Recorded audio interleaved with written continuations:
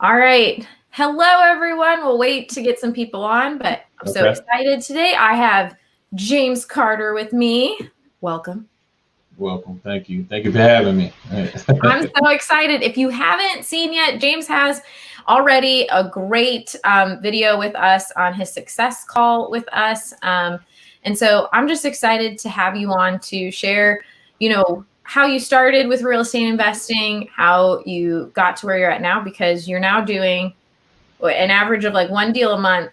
Yeah. Right? You blew up our Facebook community group. I've never seen a post get so many likes and reactions. So first, I guess, tell everyone where you're from and how you got started. I'm coming from San Antonio, Texas. I got started in real estate, and I started actually October 2018, as I mentioned in the last video. And I didn't close my first deal until 2019 in July. Procrastinated for a while, took off, life just hit, and just got back rolling this past August. And I've been fortunate enough to close multiple deals since August using Deal Machine, and I'm happy to I guess partner with Deal Machine and get things going for my business. I freaking love it. I see Jim's on here because we were talking about you earlier. I know you had a call with him yesterday. I love it. So did you start out on the professional plan, basic plan? I started off on a basic plan, but I moved up because I know the professional had two. So I moved up so my son and my sister-in-law could drive, and then I could drive myself. And I just recently, just the other day, I just signed up for the enterprise. So I'm an enterprise member now. I love it. You are just like cruising up, scaling crazy. So you posted about in our Facebook group about this latest deal that you closed yesterday. I closed yesterday, yes, ma'am. All right, tell us about it. Okay, this was a deal that we found driving for dollars. My son had found it. I think I want to say sometime mid-November. We found it mid-November. Actually, like I told you last time in the video, I had hired some cold callers, so they were able to reach out to the guy, and he wanted to sell it. He's in Lubbock right now, so he's out of town. He's an out of town owner, and he had the tenant that was in it for like 10 years.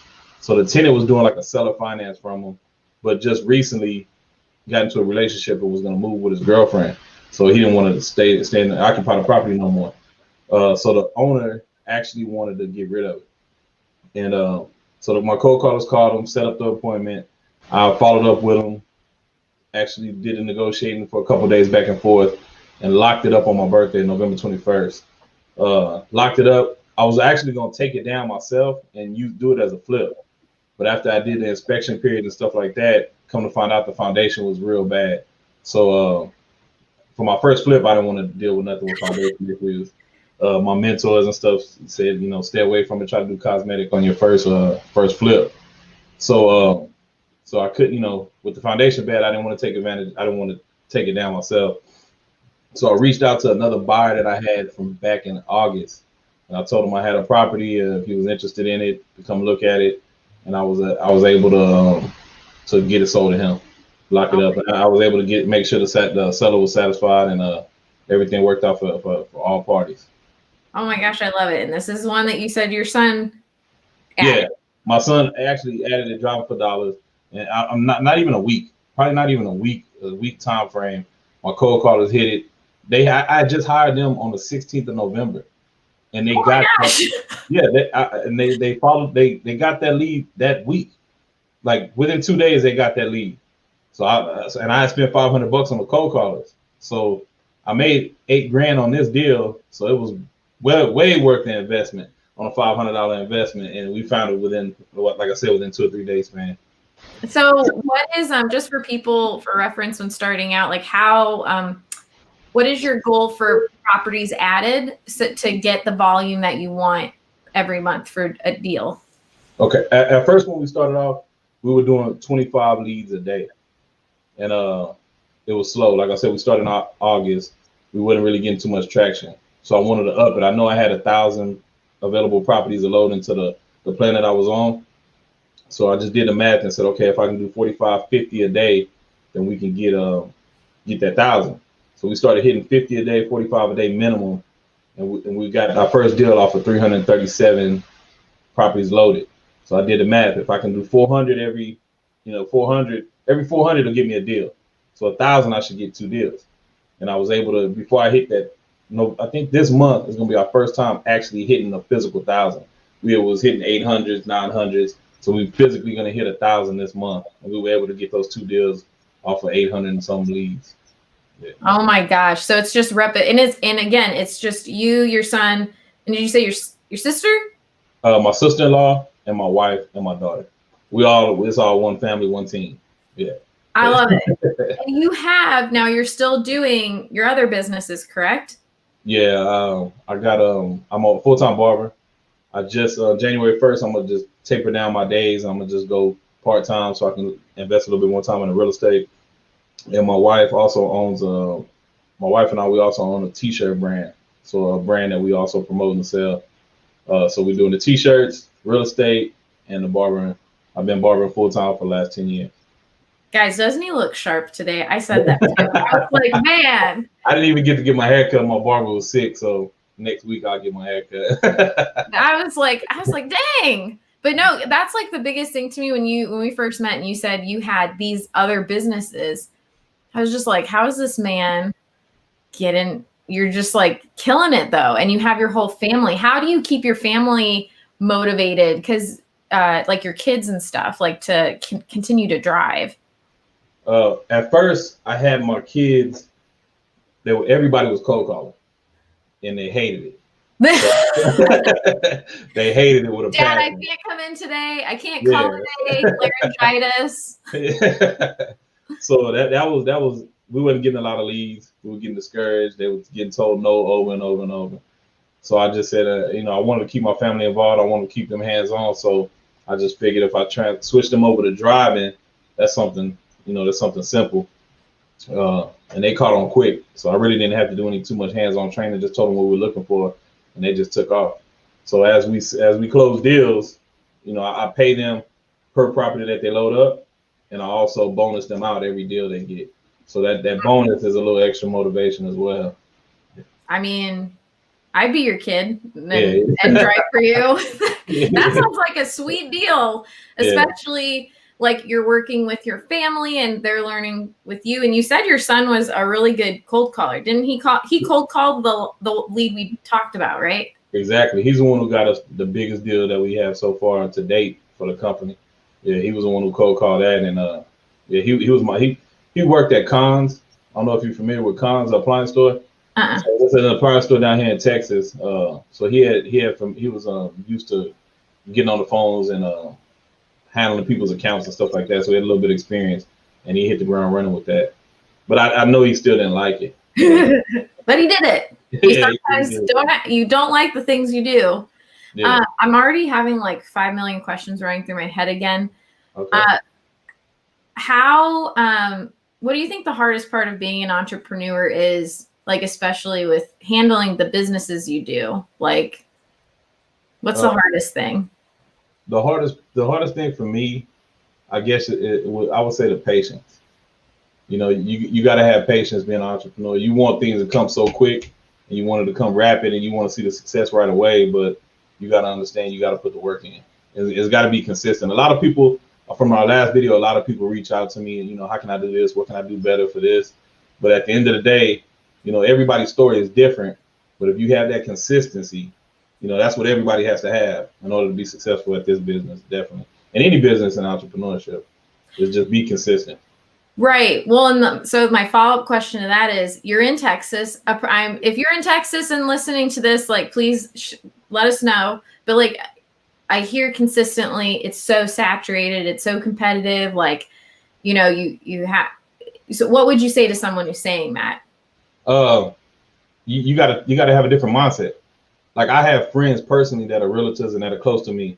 One of my business partners, my other business partner, one of my buddies that helped me on the retail side, he's getting in the deal machine and getting a job for dollars. They're close to me, and they both see what I'm doing, and they want to take advantage of it as well. And it's like, a lot of people say it's saturated, but it's so much. What's the word I'm looking for? It's so much out here for everybody. There's 2 million people in San Antonio population wise. 1 or 2 deals a month can change your life. You know what I mean? If you averaging one deal a month at 8 to 10 grand, that's more than a lot of people's income. You know what I mean? So that could change your whole life. So you just got to look at it at a different picture. I know companies that are out here in San Antonio are doing 20, 30 deals a month. And I look at them and I'm motivated and I'm inspired by it.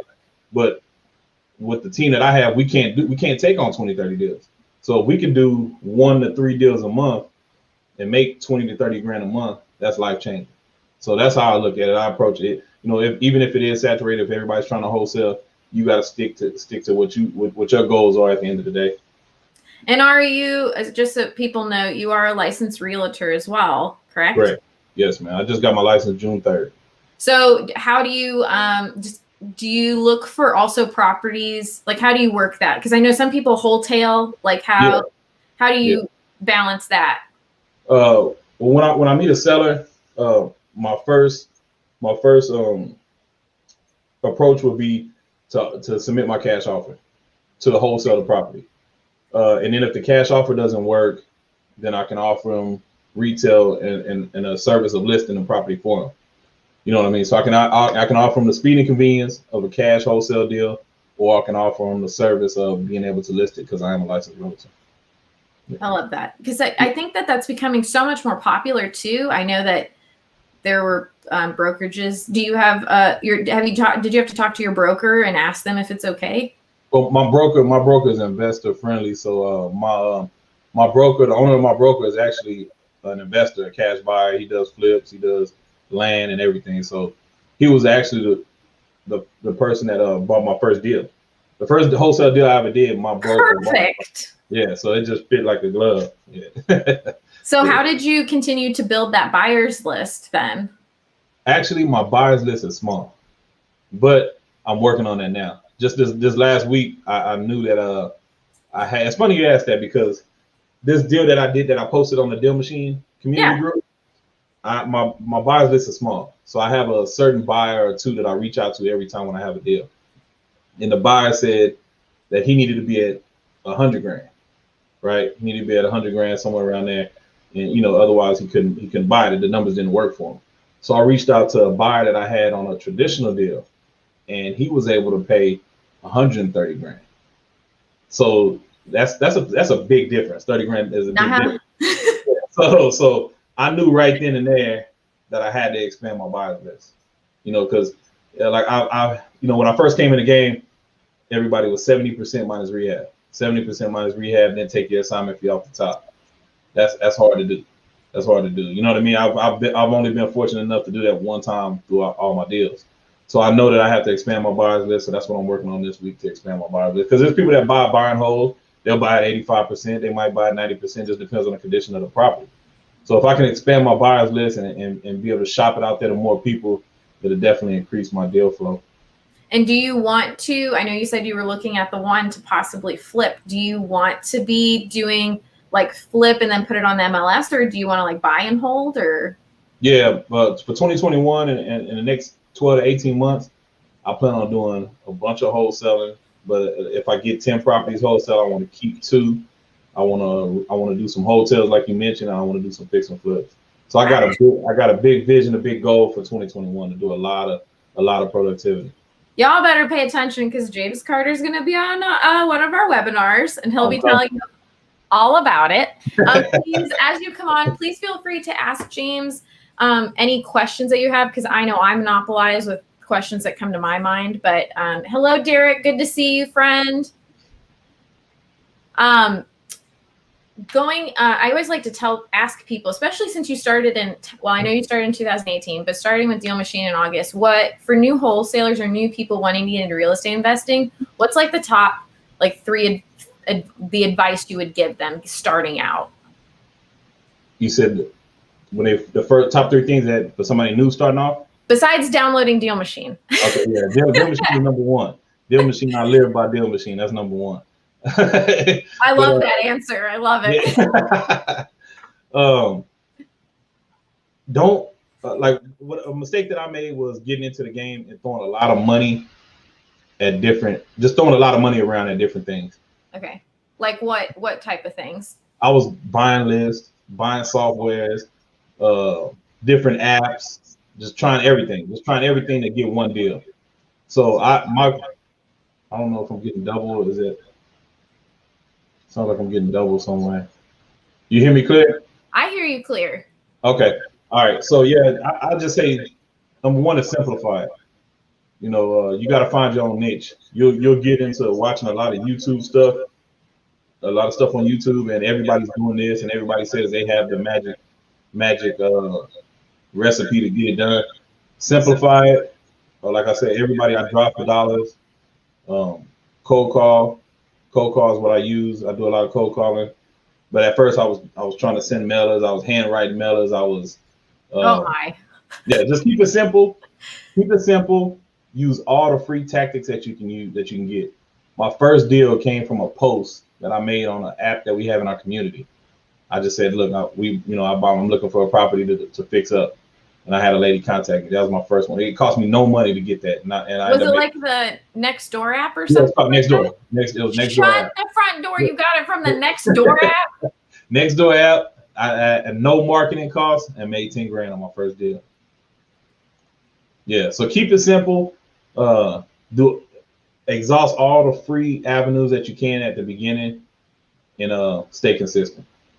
Those are the top three things you got to do, and then don't get blindsided by what the next person is doing, because you'll lose a lot of money. And did you say you have a mentor?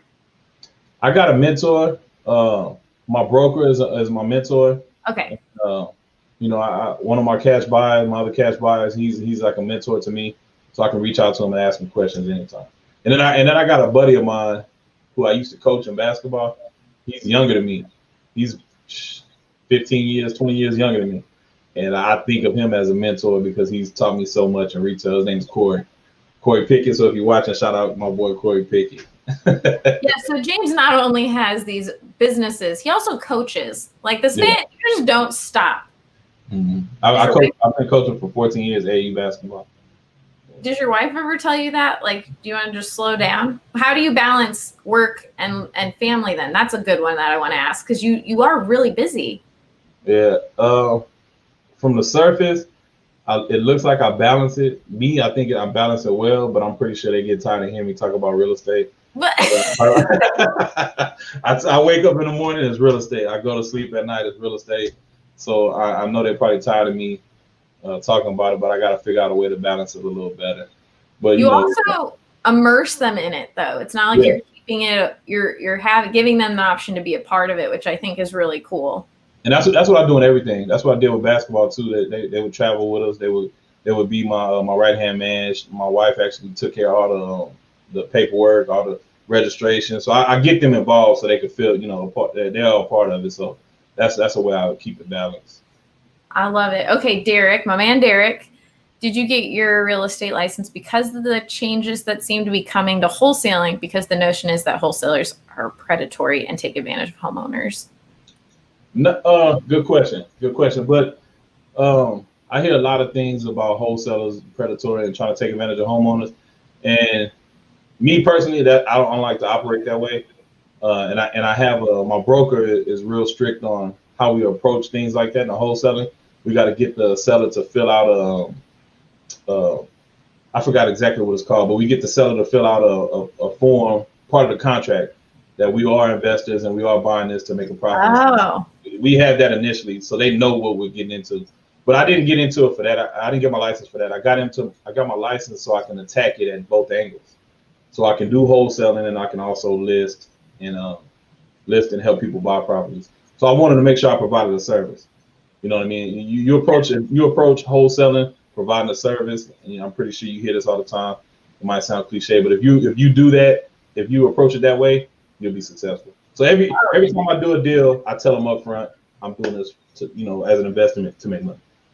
I love that that's what, and it's you said it's a cliche, but I know that everyone who says it though is actually, one, they're genuine human beings, and also that they are successful because they have that mentality and that just general caring quality. But that is interesting. Derek brought that up because I wonder, with Texas being so popular with real estate investing, because I know I think it's Philadelphia that's going to be now you have to have a real estate Yeah, license. I've seen that.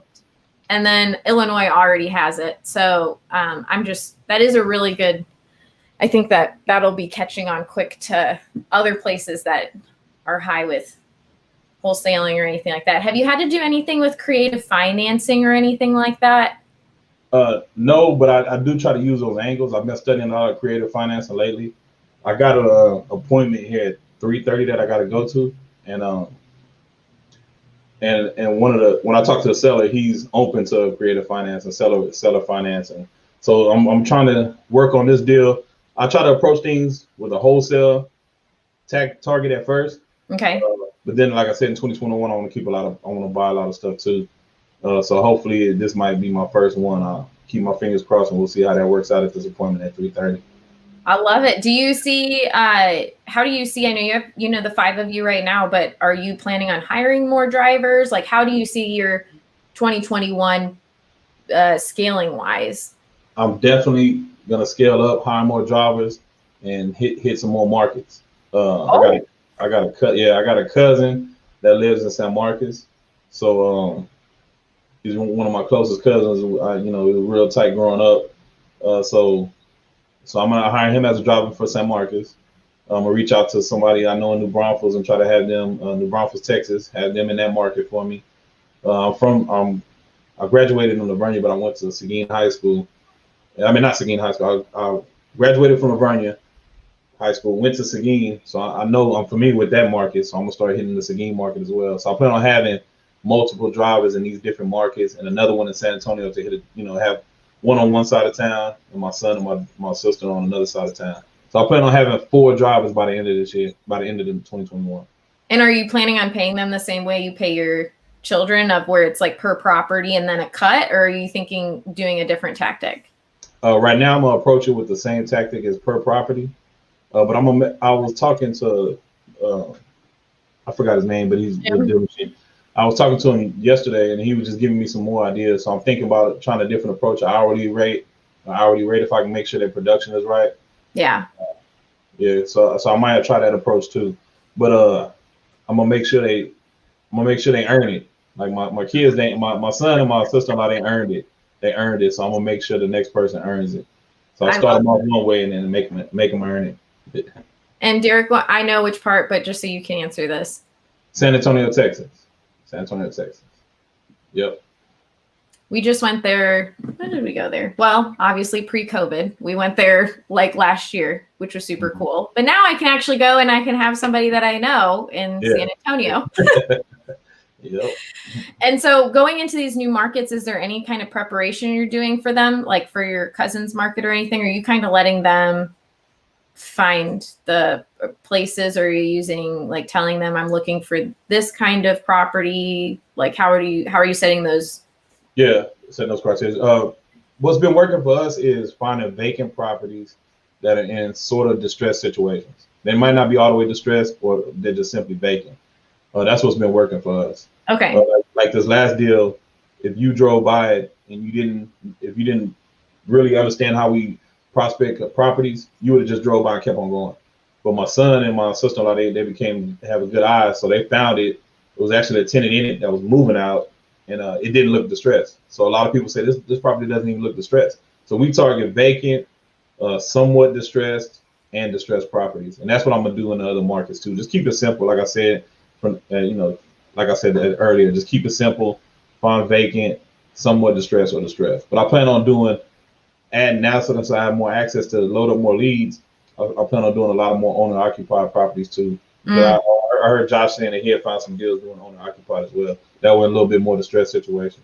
Yeah, that's what blew my mind, is when I started, David had done almost all of his that were owner-occupied. Yeah, David, yeah. And I was like, who, like, because so many people, when you start, it's like the absentee vacant list. That's all you need. But it does work, but it's like the owner occupied. There's so many people that have.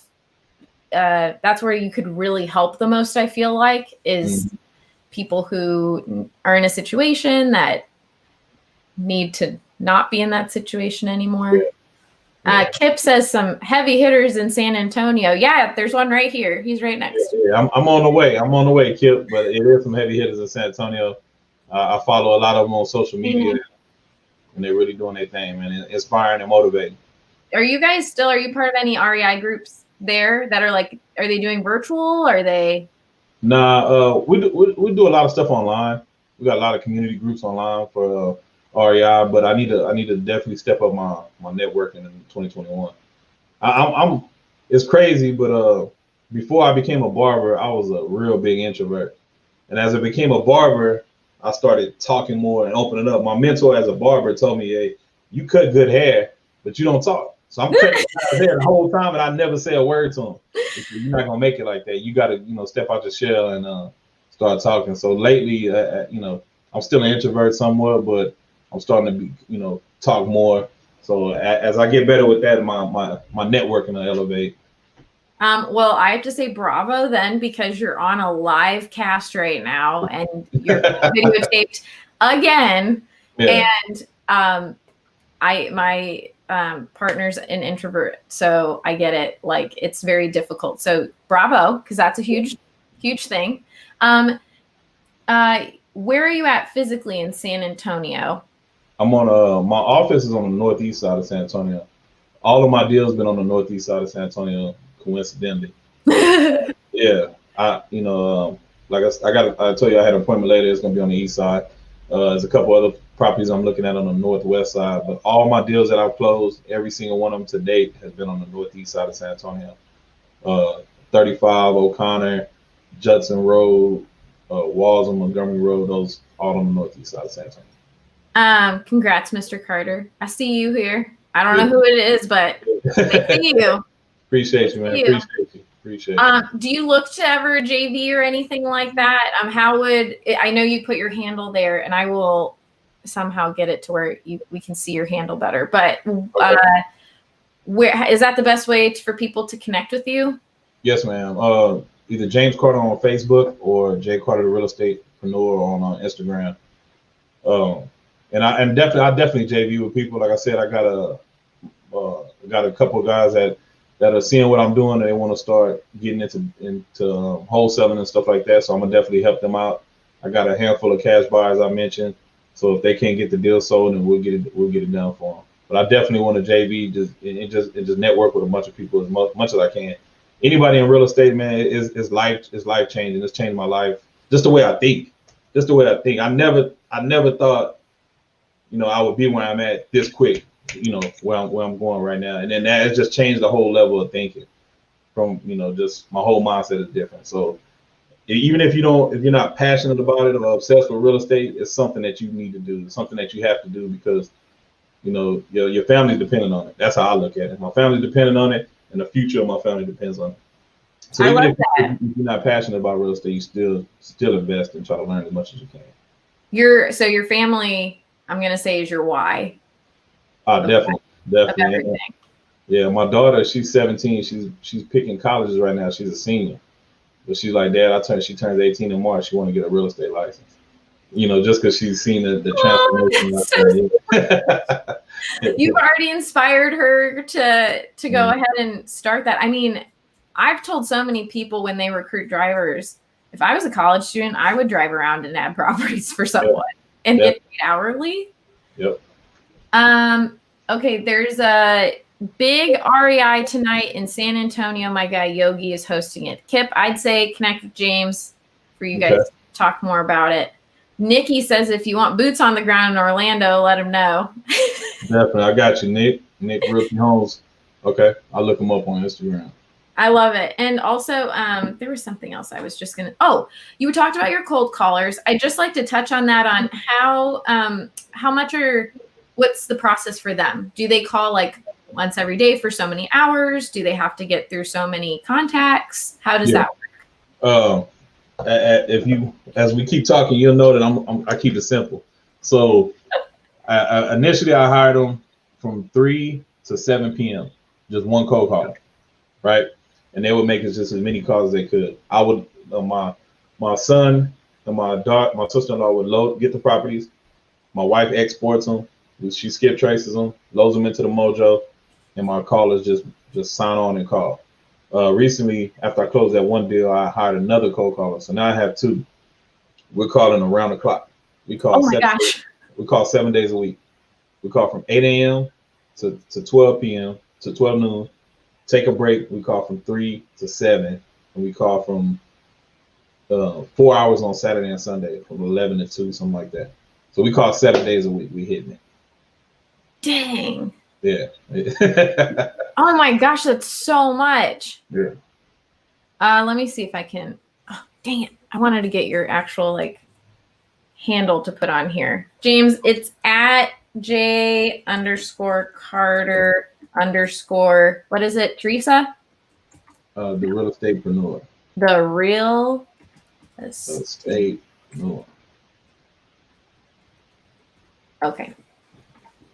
All right, Kip, I'll put this in the chat, and I'll make sure that I'll put it also on IG so that people can reach out if you guys want to see it there. But thank you so much for being on again, James. Again, like, this was so nice to just like touch base again. Because let me tell you, I hear about you from Jim. I hear about you from Josh, both Joshes. We have two of them. And I was like, well, I knew him first. I just want to say that. I talked to him first. Josh is my guy. I mean, he talks to me. He'll reach out to me, and we'll talk about family. You know what I mean? He checked on my wife and stuff like that. Josh is a real guy, so I respect him for that, for real. I love it. I'm so thankful that you're in our family, and hopefully one day we can meet in person. Definitely. But we will be reaching out because I want to know about your 2021 and getting you on a webinar here. So, but Thank you again for being on with me live. No problem. Thanks for having me. All right, guys. We'll talk to you later. Yeah, have a good one.